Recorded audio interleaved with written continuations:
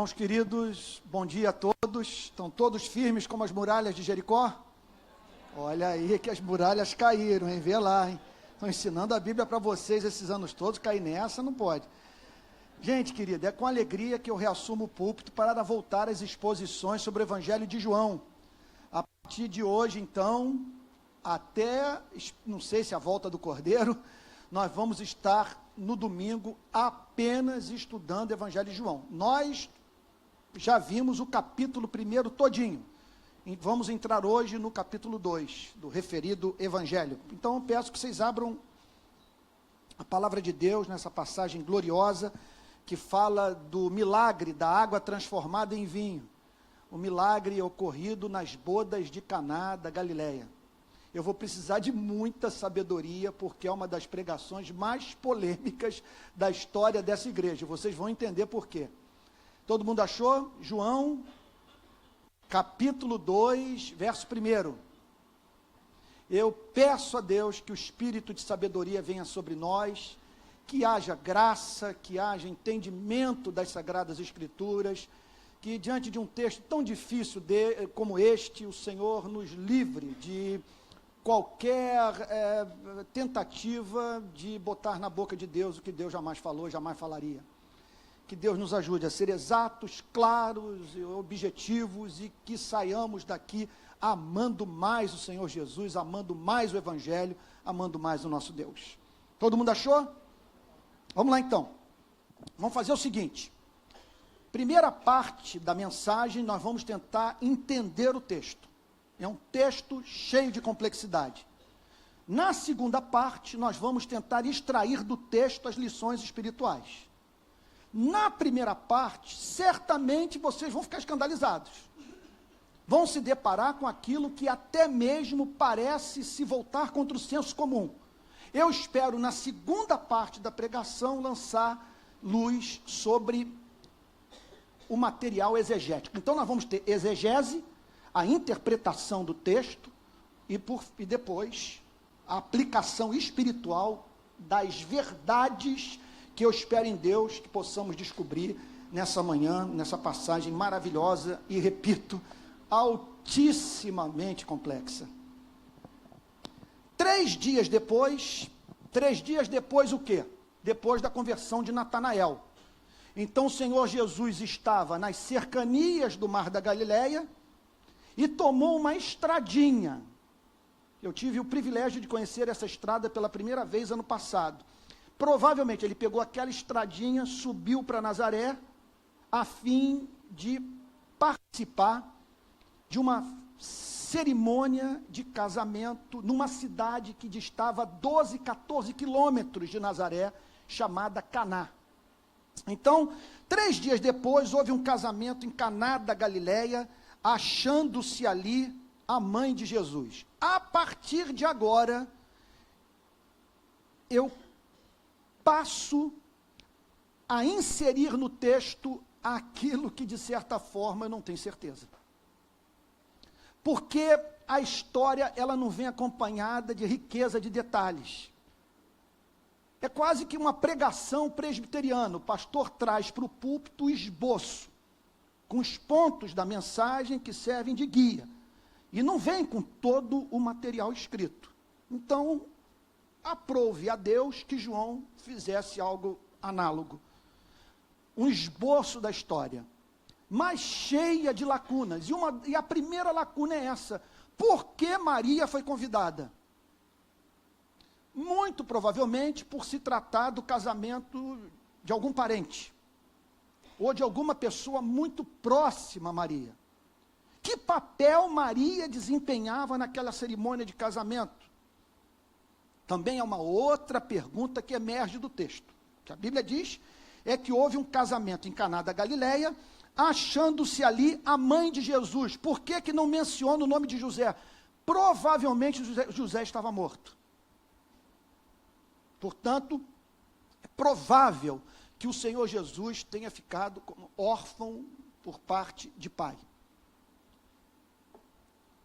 Grande parte da erudição, no Novo Testamento, tem esse ponto de vista. Mas, confesso, não posso ser dogmático quanto a isso. verso 2.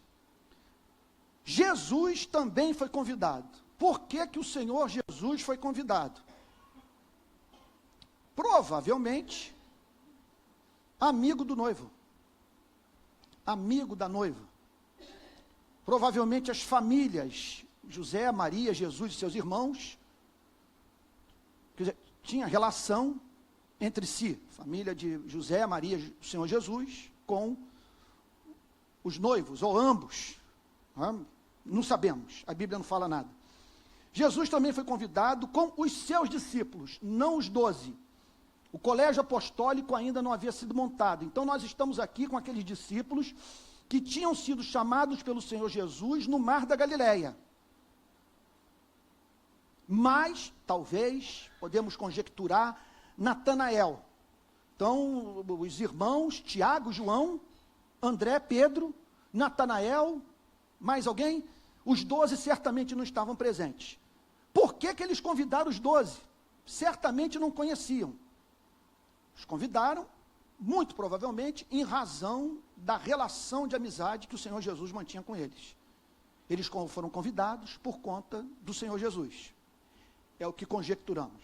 Porque é uma cidade que está no alto da montanha. Nós estamos falando aqui de regiões não muito distantes, mas diferentes, localidades separadas por uma montanha. Uma a 200 metros abaixo do nível do mar, Cafarnaum, a região do mar da Galileia, e agora nós estamos falando de uma comunidade acima do nível do mar, Nazaré, ali, e as cidades pequenas, aquelas das cercanias, entre elas Caná. Até quanto à localização de Caná, eu não posso ser dogmático. Os historiadores não são unânimes quanto à localização dessa cidade. Muitos afirmam que provavelmente é uma Caná que havia a 12, 14 quilômetros da cidade onde o Senhor Jesus foi criado, cidade de Nazaré. Então também foi convidado o Senhor Jesus com os seus discípulos para o casamento. Portanto, o Senhor Jesus numa cerimônia de casamento. Não há mínima dúvida que a presença de Cristo naquela cerimônia de casamento representa o selo de Deus sobre essa forma de relação entre os seres humanos. Deus tem o casamento como sagrado. É especial aos olhos de Deus um homem se apaixonando por uma mulher e os dois construindo um lar. Por isso o Senhor Jesus estava lá. O que significa o seguinte: essa é uma espécie de cerimônia que Deus faz questão de estar presente. Deus ama ver os seres humanos se amando e construindo família. E lá estava o Senhor Jesus naquela cerimônia de casamento com os seus discípulos. Aqui começam as complicações. Tendo acabado o vinho, o Senhor Jesus, portanto, participou de uma festa onde havia grande quantidade de bebida alcoólica. Acabou o vinho. Algo profundamente constrangedor para o noivo, que era o responsável por bancar a festa. Alguns comentaristas bíblicos que chegam ao ponto de dizer que uma experiência como essa podia até mesmo despertar a indignação dos convidados, por julgarem que haviam sido tratados com menosprezo pelo seu anfitrião. Ele não se preparou para a cerimônia de casamento, para a festa. E o pior de tudo, coitado do noivo, as festas duravam uma semana. É que nem aquela história, me perdoem aqui os meus patrícios, os portugueses, de um português que foi convidado a participar de uma festa de 15 anos. Aí chegou com uma maletinha. Mas para que essa maletinha? Só vou ficar 3 meses. Festa de 15 anos.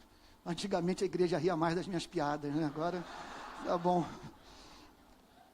Então, tendo acabado o vinho, a mãe de Jesus lhe disse: eles não têm mais vinho. Aqui não tem pastor que possa dizer: olha, o significado desse versículo é este, em todos os seus detalhes. Aqui a gente começa a conjecturar. Olha, foi um desespero eu preparar essa mensagem, me perdoe aqui, eu não quero ser melodramático. Porque os comentaristas bíblicos falam coisas completamente diferentes sobre essa passagem. Como, por exemplo, por que Maria tomou a dianteira? Por que Maria passou informação para o Senhor Jesus? Muito provavelmente, porque a mãe do nosso Salvador, santa, provavelmente nas Sagradas Escrituras, a mulher mais santa que já pisou o solo desse planeta, tomada de ternura, de misericórdia, de compaixão pelo noivo e pela noiva, procurou o seu filho primogênito. Por que procurou o filho primogênito? Uma possível interpretação, não posso estar certo, não estou certo com relação a isso. Não havia mais José dentro de casa, o Senhor Jesus havia assumido as responsabilidades todas, e Maria tinha o costume de depender do seu filho mais velho. Seu filho mais velho devia resolver muito problema dentro de casa. Eu fico imaginando de que maneira. Vocês imaginem o que aconteceu naqueles primeiros 30 anos do Senhor Jesus em Nazaré, convivendo ali com sua mãe. Maria deve ter visto coisas espantosas. Quando ela percebe aquele constrangimento, o vinho havia acabado de ser consumido, ela procura o seu filho, né, o Senhor Jesus, seu primogênito, já que acreditamos à luz das Sagradas Escrituras que o Senhor Jesus teve irmãos, que Maria gerou filhos. O vinho acabou. Bom, não há mínima dúvida que é isso que nós devemos sempre fazer quando estamos enfrentando algum problema na vida, apresentá-lo a Jesus. E interessante que Maria não prescreveu a solução do problema. Isso aqui tem uma lição espiritual profundíssima, que ela fez de modo diferente daquele que nós costumamos fazer, porque nós apresentamos o script para Deus.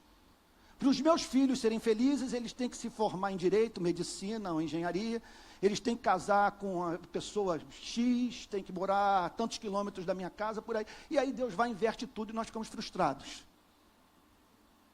Então ela só diz o seguinte para ele: o vinho acabou, eles não têm mais vinho. Então nós estamos aqui diante de uma pessoa doce, Maria,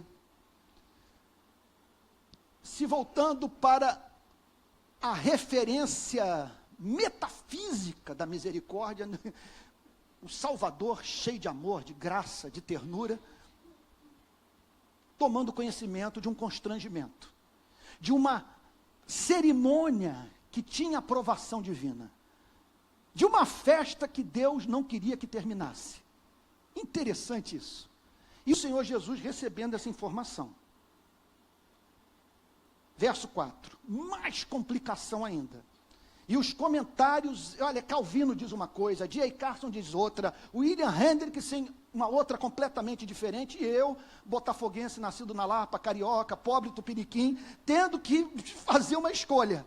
Eu cheguei para o meu filho, enquanto a gente vinha pelo caminho, eu lendo o comentário bíblico no caminho. Aí eu me lembrei de Martin Lloyd Jones, Tony. Martin Lloyd Jones foi perguntado certa vez, quando que ele ia começar a pregar sobre Romanos. Você precisa pregar sobre Romanos. Ele falou, só vou pregar sobre Romanos no dia que eu entender o capítulo 6.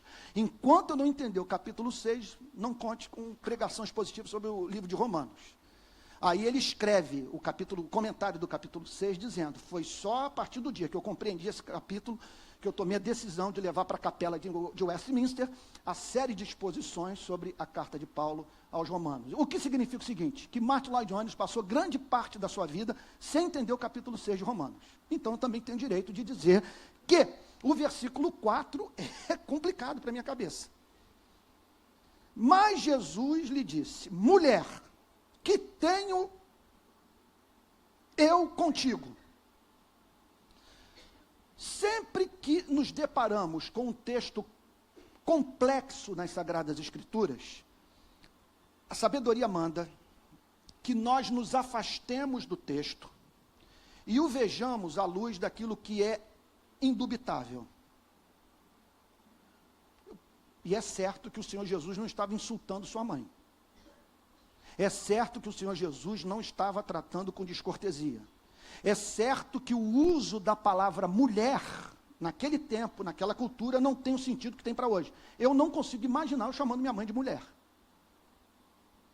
Agora, ao mesmo tempo, nossos queridíssimos amigos católicos têm que ser misericordiosos conosco ao entenderem que na nossa avaliação, não é uma avaliação protestante, é uma avaliação fruto de uma hermenêutica que procura ser fiel aos fatos.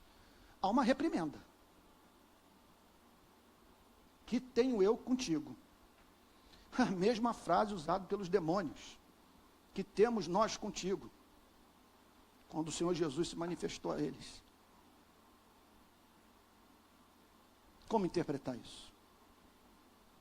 Olha, não estou dizendo que Deus está falando isso. Eu estou tentando preencher as lacunas. Provavelmente, o Senhor Jesus dizendo para a sua querida mãe: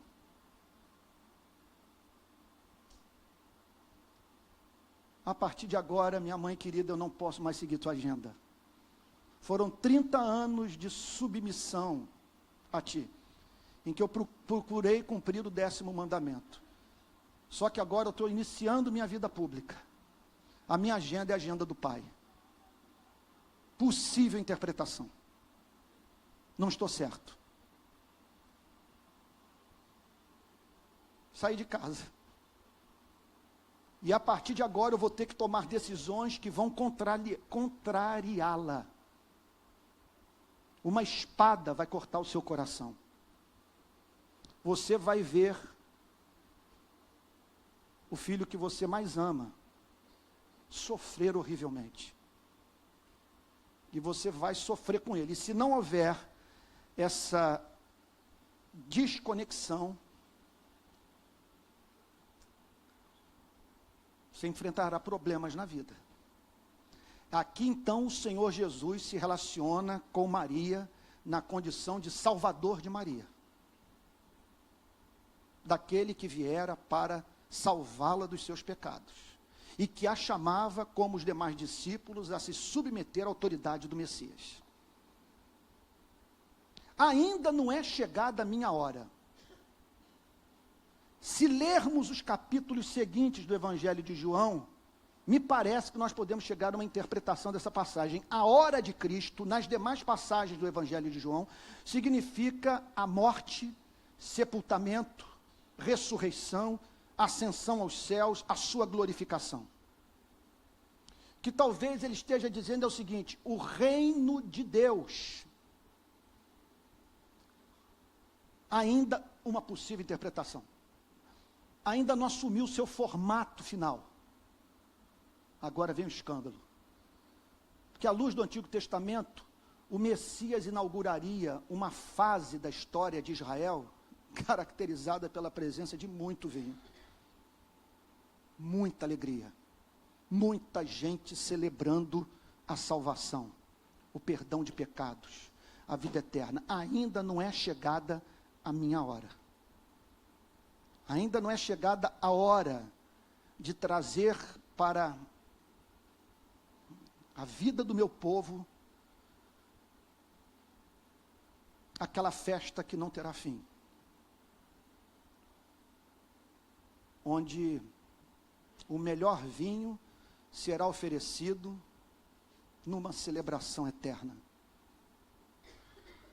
Bom, é a tentativa de preenchermos, repito, as lacunas. Verso 5. Então ela falou aos serventes. Agora Maria se dirige aos garçons, aos que estavam ali atendendo os noivos.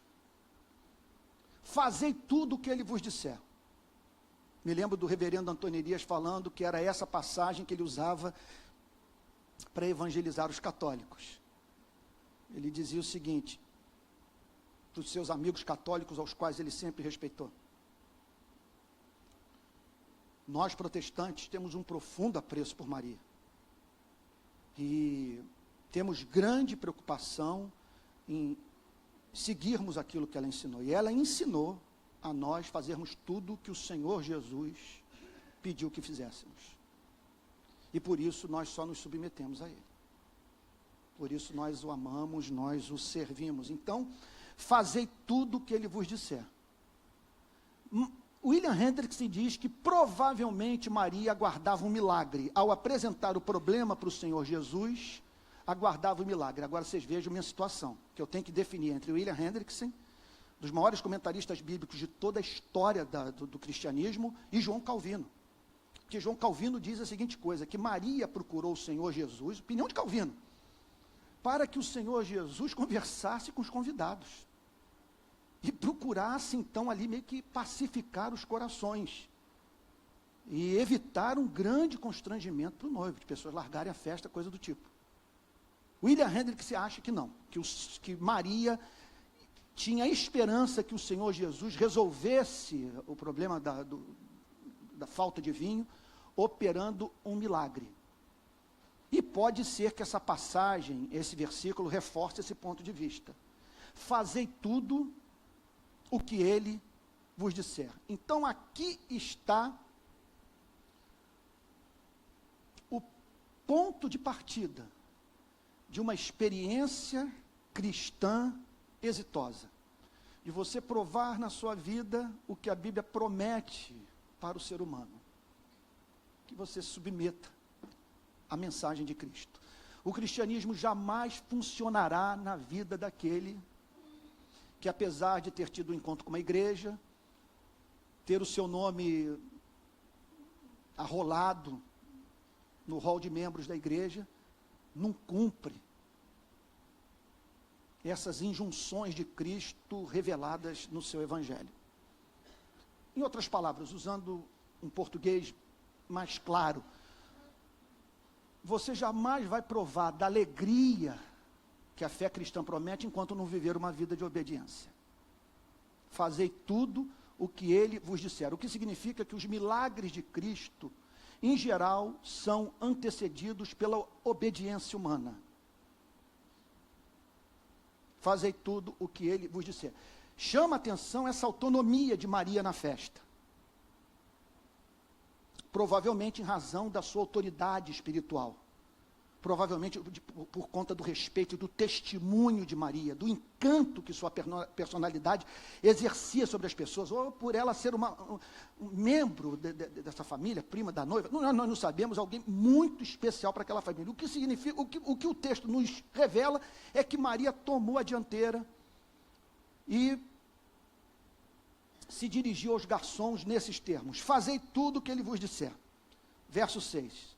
A partir de agora começa o escândalo. Estavam ali 6 talhas de pedra. Não de barro, porque o barro podia contaminar. A água, a pedra impermeável. Então mantinha a pureza da água. Os estudiosos apresentam esse como motivo pelo qual as talhas eram de pedra e não de barro, que os judeus usavam para as purificações. O que eles faziam? Pegavam essas talhas e, de uma forma bem presbiteriana, viu, pastor Aloysio, eles batizavam suas mãos. Eles jogavam água sobre suas mãos para se purificarem, mas não dentro de uma perspectiva como a nossa, que chegamos no restaurante, vamos lá no banheiro do shopping, lavamos a nossa mão com sabão, preocupados com alguma contaminação literal. Aqui, a preocupação maior era de natureza espiritual. Era uma purificação que os tornava livres da contaminação espiritual. Então, eles viviam, lavavam os utensílios domésticos, lavavam prato, caneca, o que eles usavam também para se alimentarem, lavavam todos esses utensílios e lavavam a si mesmos, que os judeus usavam para as purificações, e cada uma levava 2 ou 3 metretas. Uma metreta, aqui começam os escândalos. Uma metreta levava, quer dizer, uma medida de quantidade, né, de líquido, correspondia a 32 litros de qualquer líquido. Uma metreta, 32 litros. Alguns autores divergem, acham que é um pouco mais e tal, mas em geral é isso, em torno de 30. Havia, portanto, 6 talhas, cada uma levava 2 ou 3 metretas. Vamos usar aqui a aritmética, vamos tentar contabilizar isso aí. 6 talhas, algumas maiores do que outras, algumas com 2 metretas, quer dizer, algumas com 60 litros de água e outras com aproximadamente 90. Se todas, vamos dizer, tivessem 90, 6 vezes 9, 50, 540 litros. 540 litros. D.A. Carson acredita que, somadas as talhas, seguindo uma outra forma de quantificação, chegava a 699 litros.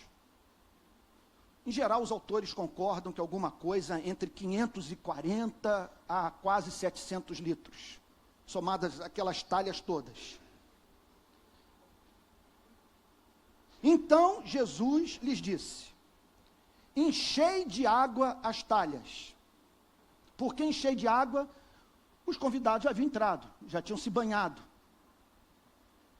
As talhas haviam sido esvaziadas, e o Senhor Jesus agora pede para que elas sejam enchidas novamente, atendendo o pedido de sua mãe. Mas da forma mais inesperada, mais absurda, mais aparentemente irracional possível. O que significa, portanto, que o sucesso da vida cristã, já estou me adiantando aqui as lições do texto, depende da nossa sujeição a esses mandamentos absurdos da palavra de Deus. Quando a Bíblia nos pede para que a gente ajude o necessitado, tire do que tem, para atender as demandas daquele que não tem. Quando a Bíblia pede para nós darmos o outro lado da face, para nós sermos mansos como cordeiros no mundo de lobos, porque Deus sairá em nossa defesa, e os mansos herdarão a terra. A Bíblia está cheia desses conselhos absurdos. E o que essa passagem nos ensina é que nosso sucesso nessa relação com Deus, vamos assim dizer, usando uma palavra tão utilitarista, mas entendo o sentido que eu estou querendo dar a ela. Se nós queremos tirar proveito dessa fé, nós precisamos nos submeter à vontade de Deus, mesmo quando esta vontade se nos configura como absurda. Faltou vinho, ele manda encher as talhas de água.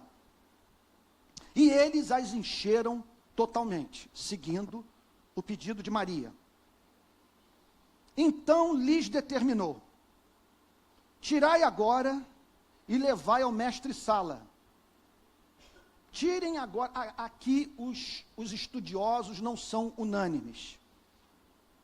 D.A. Carson acredita que depois das talhas terem sido enchidas, o Senhor Jesus mandou os serventes irem de novo ao poço, tirar água, e que foi essa água tirada do poço que foi transformada em vinho. Eu nunca, jamais vi uma interpretação como essa. Porque o texto nos leva a crer que a água transformada em vinho foi aquela que estava dentro das 6 talhas. E me parece que essa é a melhor interpretação, é o que nós vemos em William Hendricks, é o que nós vemos, quer dizer, nos mais diferentes comentaristas bíblicos. Tirai agora e levai ao mestre-sala. Pegue agora esta água que vocês acabaram de lançar nas talhas e levem esta água ao dirigente da festa. Qual é o nome que a gente poderia dar? Quem que exerce essa função hoje? Mestre de cerimônia. Obrigado, Tony. Leve agora esta água ao mestre de cerimônia. Tendo mestre de cerimônia, vamos assim dizer, provado a água transformada em vinho, veja só, ele só pôde ter uma experiência com o poder de Cristo em ação quando ele provou da água transformada em vinho. O cristianismo, portanto, é interessante isso, é absolutamente sem sentido para aquele que não provou do vinho de Cristo. E para quem provou do vinho de Cristo, não quer outra coisa na vida. Você tem que provar.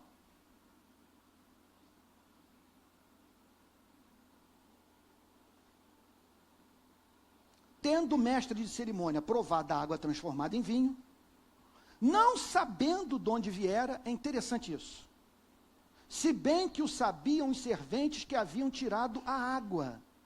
É interessante, portanto, que aqui nós lidamos com uma forma de investigação, e nós que somos fruto da grande mudança que houve no século XVII, na história da humanidade, chamada crise da consciência europeia, o surgimento da modernidade, que tem como, entre outras características, o desenvolvimento de uma mentalidade cientificista, que levou quase de roldão, praticamente, todo o Ocidente, levando milhares e milhares de pessoas, até os dias de hoje, a acreditarem que a única forma racional de se viver é de você somente crer naquilo que pode ser verificado, naquilo que pode ser provado cientificamente. Só que cada campo de conhecimento tem os seus métodos, tem sua prova, tem a sua forma específica de verificação. Para este mestre-sala saber que Jesus havia transformado água em vinho, que aquele vinho que ele estava bebendo não tinha saído de nenhuma vinícola na Palestina, mas que tinha sido objeto de um milagre, era necessário que ele fizesse uma investigação histórica, de uma história que havia acabado de acontecer 5 minutos antes. Que ele procurasse as testemunhas.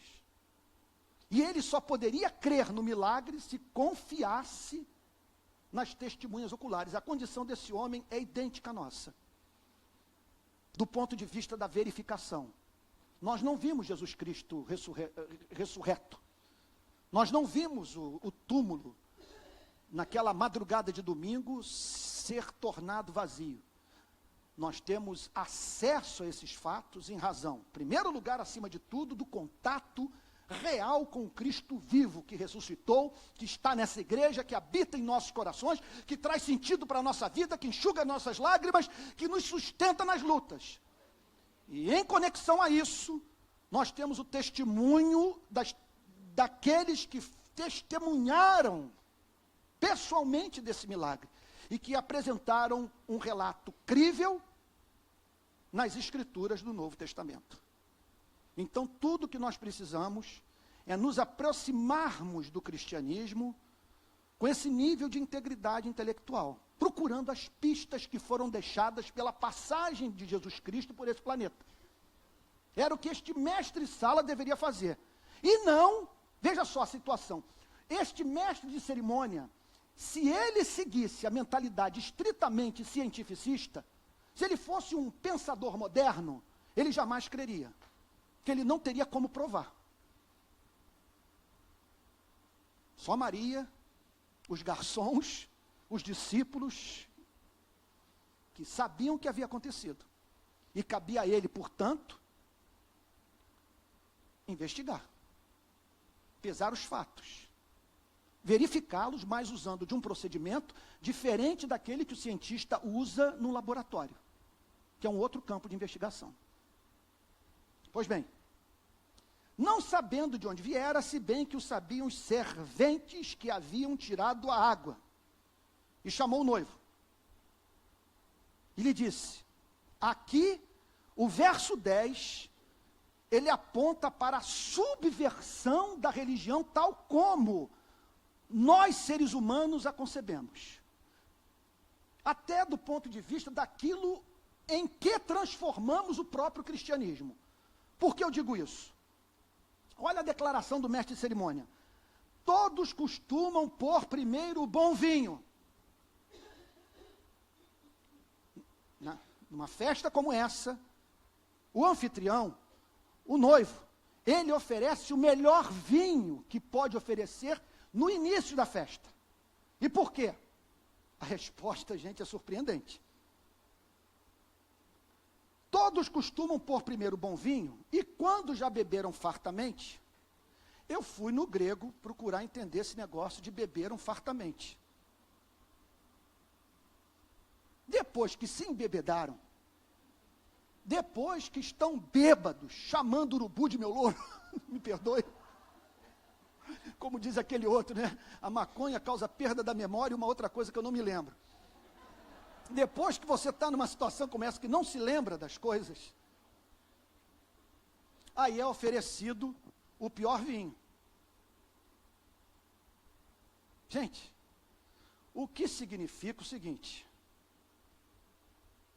que numa festa, onde certamente havia gente alta, que havia bebido demais, o Senhor Jesus introduziu cerca de 600 litros de vinho, que se você tomasse de uma forma demasiada, ficaria alucinado também. Eu procurei fazer uma pesquisa na Bíblia sobre a palavra vinho. Quantas vezes a palavra vinho, que aparece aqui no texto, aparece em outros textos do Novo Testamento? É a mesma palavra que você vai encontrar na boca do apóstolo Paulo, quando o apóstolo Paulo diz, não vos embriagueis com vinho, no qual há contenda, mas enchei-vos do Espírito Santo. A mesma palavra. Era um vinho, o vinho que o Senhor Jesus botou naquela festa de casamento. Mesmo que fosse de um teor alcoólico inferior àquele que é oferecido hoje, né, aí nos restaurantes, nas festas e tal, era um vinho que, se bebido em muita quantidade, embriagava as pessoas. E outra coisa, especialmente quando era bom. E foi o que o Senhor Jesus fez. No final da festa, ele aparece com cerca de 600 garrafas de vinho. E os coloca na cerimônia de casamento, dizendo, a festa não pode terminar.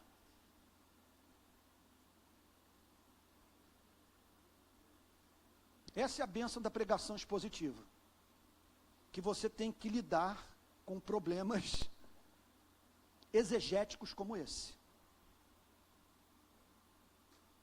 E que pela graça divina servem de contraponto para um tipo de cristianismo que foi inventado por nós, mas que não está presente nas páginas do Novo Testamento. Todos costumam pôr primeiro o bom vinho, e quando já beberam fartamente, serve inferior. Tu, porém, guardastes o bom vinho até agora. Com este, deu Jesus princípio aos seus sinais em Caná da Galileia. Com este milagre, ele deu início aos seus sinais. Qual é a diferença de um sinal para um milagre? Um sinal é um milagre, mas trata-se de um milagre que tem um objetivo teológico a ser cumprido. É um milagre que, veja só, que não apenas resolve o problema, ou representa uma aparente violação de uma lei natural,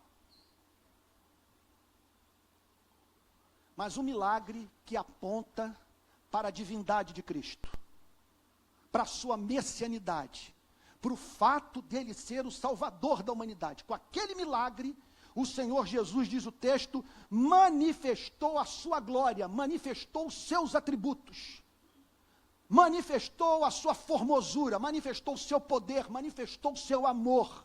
Aquele milagre foi um selo, foi um sinal, foi a evidência de que a mensagem de Cristo tinha origem divina. Ele manifestou a sua glória e seus discípulos creram nele. Já acreditavam, mas viram esta fé ser renovada em razão do milagre extraordinário que o Senhor Jesus havia operado. Gente, que lições nós podemos extrair dessa passagem que eu espero estejamos entendendo um pouquinho melhor agora, apesar de todo o espanto que essa passagem nos causa.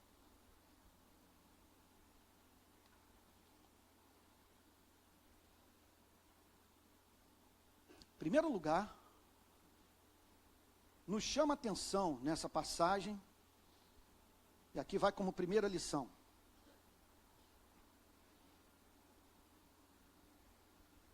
o cristianismo ser apresentado como uma fé que precisa ser não apenas crida, mas aplicada em nossas vidas. Ele só funciona na vida daquele que faz tudo o que o Senhor Jesus manda que seja feito. Fazei tudo o que ele vos disser. O cristianismo só funciona na vida daquele que o experimentou. Você tem que beber desse vinho. E é por isso que o cristão que provou desse vinho, vê surgir em seu coração uma certeza que ninguém pode arrancar do seu peito. Uma evidência que não pode ser erradicada. Você bebeu do vinho. Você provou da alegria que está em Cristo. Você encontrou nele o que sabe que os seres humanos não podem encontrar em nenhum outro lugar. Foi o melhor vinho que você experimentou. Nada jamais pode ser comparado à sua experiência com Cristo. Aquela alegria que você sentiu naquela reunião de oração. Aquele prazer que você alcançou lendo as Sagradas Escrituras. Aquela vontade de viver que o acometeu durante a apresentação da mensagem na sua igreja. Provar o vinho. Provar o vinho. Por isso, que se alguém se levantar para atacar minha fé, eu poderia oferecer os mais diferentes tipos de resposta. Eu chamaria das minhas convicções, do meu convencimento intelectual, que me fazem me relacionar com Cristo, sem a impressão de que eu estou dando um salto no escuro. É alguma coisa bem pensada, que é fruto de uma decisão racional. Contudo, apesar de todos os motivos intelectuais para ser cristão, a primeira resposta que eu daria seria justamente essa: eu era cego e agora vejo. E ninguém pode arrancar do meu coração a experiência que eu tive com Cristo, a alegria, o consolo, o perdão de pecados, o propósito para viver, a esperança que hoje anima a minha vida e me faz desejar viver para a glória daquele que me amou e me salvou. Então, há duas ações aqui que são centrais para que o cristianismo funcione na sua vida. Aí eu diria para você, nesse sentido, não basta ser membro da Igreja Presbiteriana da Barra da Tijuca, de qualquer outra igreja católica, protestante, se você não se submeter à injunção de Maria, fazei tudo o que ele vos disser, e se não provar do vinho. Provai e vede que o Senhor é bom. Essa é uma lição. Segunda lição, de imenso valor, a diferença entre religião e evangelho. Religião é isso. Você enche as talhas de água, lava suas mãos e fica pensando no sentido de uma coisa como essa. O cristianismo, ele transforma a água da talha em vinho que faz parte da sua vida, que é ingerido, que produz alegria indizível e cheia de glória, que pode ser experimentado por você. Não é mais mera cerimônia ou cerimonialismo. É uma experiência viva com Deus que propicia à alma um prazer que não é dessa vida. Não é dessa vida.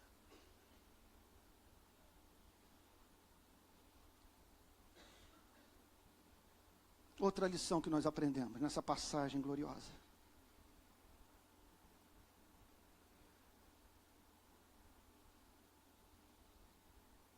É a irresponsabilidade divina.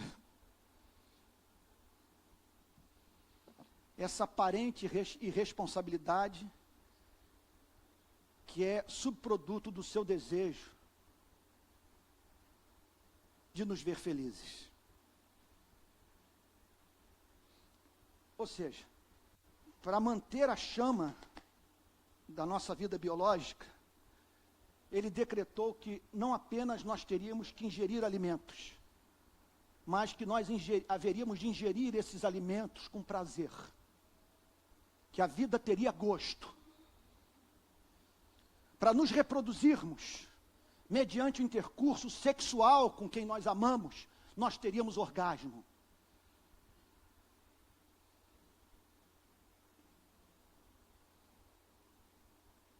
Por isso,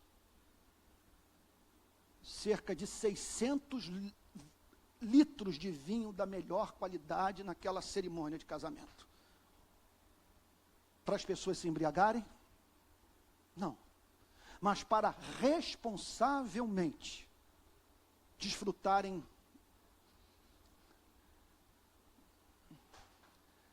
daquele prazer que Deus oferece ao homem gratuitamente, a fim de que sua peregrinação nesse mundo de morte seja mais suave. A fim de que você tenha aqui e ali momentos de refrigério.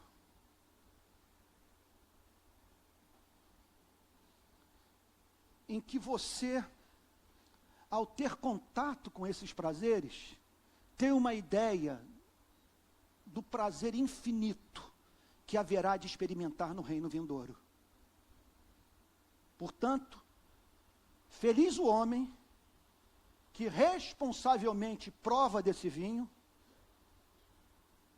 que não usa dessa liberdade para transformar o vinho, ou o que quer que seja na sua vida, em um ídolo. É para você,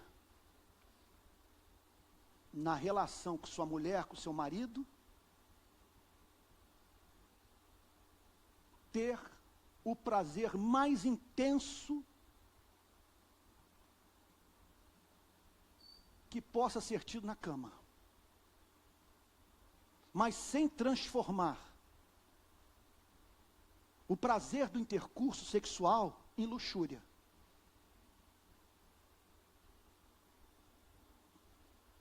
É você não se sentir culpado ao entrar numa churrascaria, ou participar de um banquete, e ao mesmo tempo não se tornar glutão, e acumular gordura, e destruir o templo do Espírito Santo, que é o seu corpo. E é esse vinho lhe ser oferecido, e você dizer: contudo,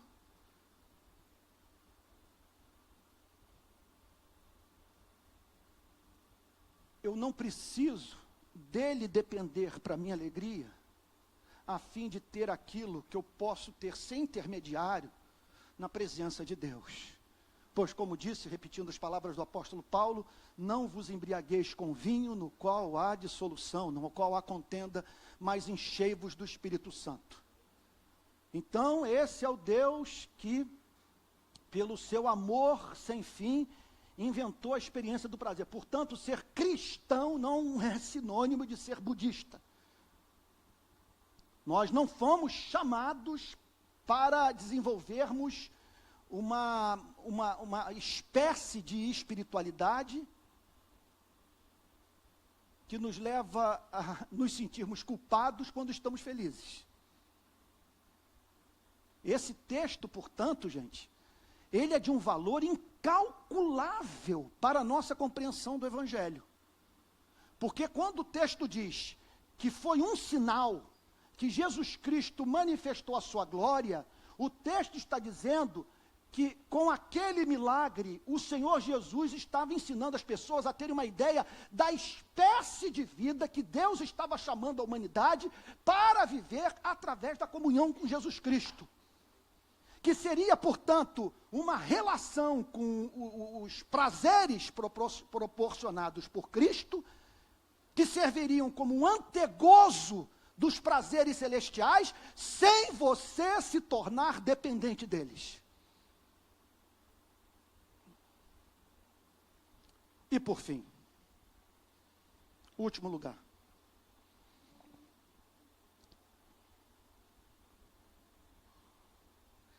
Essa passagem tem uma outra lição eterna a nos ensinar.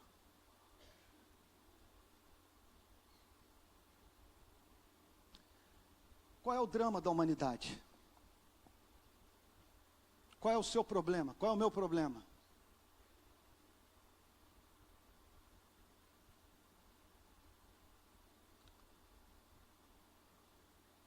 Qual a dor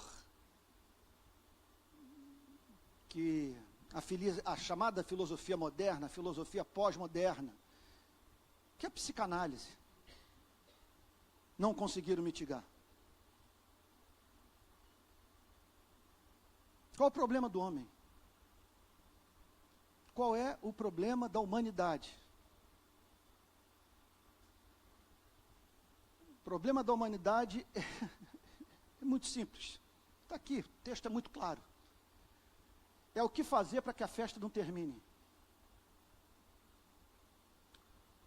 Como viver de uma tal maneira que o bom vinho não cesse em sua vida.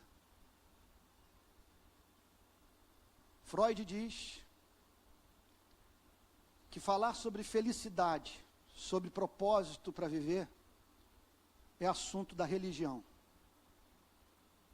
Ele diz, a psicanálise não veio para prestar esse serviço à humanidade. Simplesmente, a vida não tem sentido.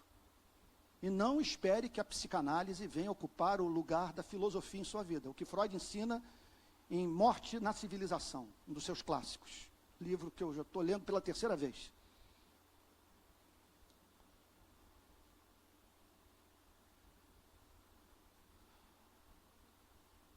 Você me perguntar hoje, pastor, sendo você uma figura relativamente pública, que pode se candidatar e passar a exercer um cargo público, e ser mantido com o dinheiro dos nossos impostos, por que o senhor ainda não se filiou a nenhum partido político? Por que o senhor não se candidatou? Porque eu estou convencido do fato que minha principal missão na vida é tratar da festa que terminou, do vinho que foi consumido, da vida que perdeu o sabor. E nesse ponto, eu sou grato a Deus pelas minhas experiências próprias de angústia, e que me levaram, portanto, a depender somente de Cristo para viver, e me dedicar até minha morte à proclamação dessa mensagem. Qual é o problema? Chego em casa, conforme esse final de semana, filho Mateus veio de São Paulo, família toda reunida. Alissa, Mateus, Pedro, minha mulher. Olhar para eles e dizer a seguinte coisa: daqui a algum tempo, eu vou me separar eternamente deles. Nunca mais os verei. E não apenas isso, nem mesmo chorar o adeus, eu vou poder chorar, porque o meu ego, minha personalidade, aquilo que me distingue do restante da criação, vai virar fumaça. Eu vou tombar no não ser. Um buraco negro vai me devorar. Não vai ter ninguém para chorar por mim. E eu mesmo não experimentarei nenhuma dor. Grande consolação. Todas as minhas experiências, toda a minha história, tudo aquilo que julgo que descobri, em meio a perdas, a sofrimento, lágrimas e dores, como revelação de Deus para a minha vida, tudo isso se perderá no tempo, como lágrimas na chuva, como alguém já disse. Não me venha falar sobre felicidade sem uma resposta para o enigma da morte. Não me venha falar sobre uma festa que não termina sem evangelho. Não há como conversar a conversa. Todos caminhando para o nada, para um vácuo hostil, absurdo. Qual é a desgraça? A gente fala em festa, vinho, quando o nosso corpo está em desintegração. Nós estamos murchando. O vírus da morte dentro de nós. Todos caminhando para a sepultura. Não há mínima dúvida que esse vinho se vai. Me lembro de Tônia Carreiro uma vez dizer isso. O vinho sai da vida, a festa cessa. E ela conta, quando entrou numa festa literal e percebeu que os homens não olhavam mais para ela, porque tinha ficado velha.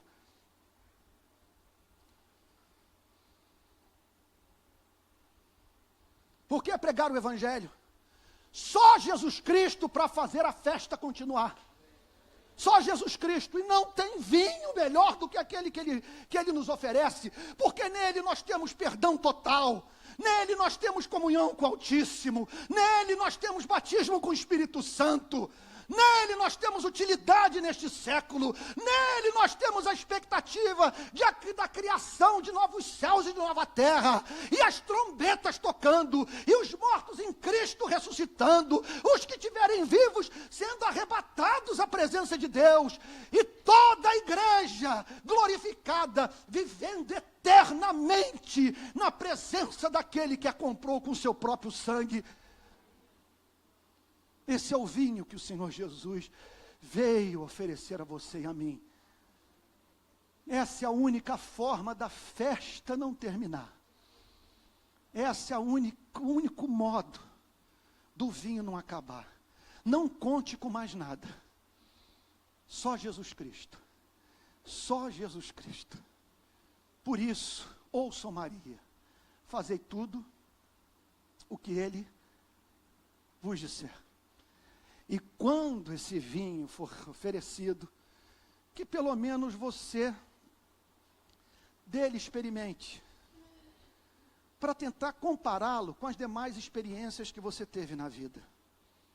O que você não pode, se você entrou aqui nessa manhã e ainda não teve encontro com Cristo, é não se dar ao trabalho, nem ao menos de considerar a Bíblia, de ler os Evangelhos, de separar Cristo de religião e conhecer a mensagem pura das Sagradas Escrituras.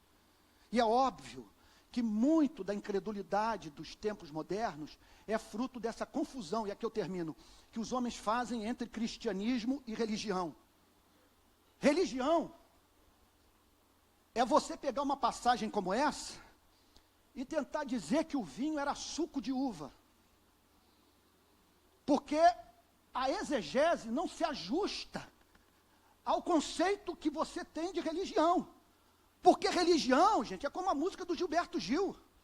Se eu quiser falar com Deus, é você virar capacho, perder toda a esperança de ser feliz neste século e pegar uma estrada que ao final vai dar em nada do que você esperava encontrar.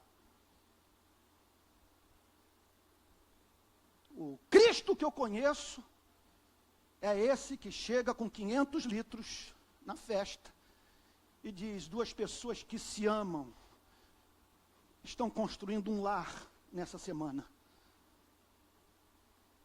Essa festa não vai terminar. E eu vou a todos surpreender, oferecendo a eles o que nenhuma vinícola de Israel pode oferecer ao homem. Esse é o Cristo que eu conheço. É o Cristo, como diz a Bíblia, que veio para que tenhamos vida. E vida em abundância. A Ele toda honra, toda glória, todo louvor pelos séculos dos séculos. Amém. Vamos ficar de pé?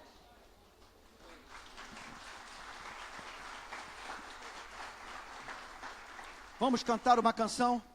Não tem como terminar um culto como esse lendo uma história. Gente, se alguém fosse inventar uma religião, jamais inventaria um negócio como esse.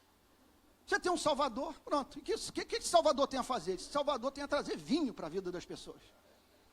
Sabe? Esse é o cristianismo que nós professamos. Esse é o Deus a quem nós servimos.